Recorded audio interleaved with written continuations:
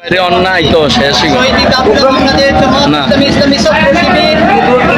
আমাদের আগ থেকে আমাদের সিদ্ধান্ত আমরা যারা এর মধ্যে এসেছি বাংলাদেশ জামাত ইসলামী ইসলামী ছাত্র শিবির যারা আমরা করি, আমরা জানি এই পথে আসলে নির্যাতন হবে, নিপীড়ন হবে, জেল হবে, জুলুম হবে, অর্থ যাবে, জীবন যাবে, এটা জানিয়ে শুনে আমরা এই পথে এসেছি।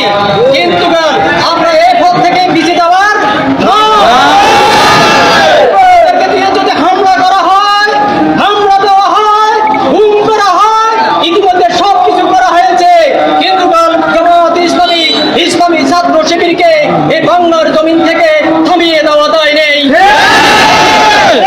শেখ হাসিনা, খুনি শেখ হাসিনা, তার বেডুয়া বাহিনীরা এখনো দাড়ি কামাইয়ে লুঙ্গি পরিয়ে চোদ্দ বেশে যাওয়ার পথে সাধারণ মানুষ এই দেশের জনগণ আটকিয়ে দিয়েছে। সামনে তারা যে কোনো ভাবে হিন্দুদের মন্দিরে, হিন্দুদের উপরে, আলেমদের উপরে বিভিন্ন কৌশলে ডাকাতি, সন্ত্রাসী এগুলা কার্যক্রম করে জমাত এমনকি শিবির এমনকি বিএনপির উপরে দর্শক আগে।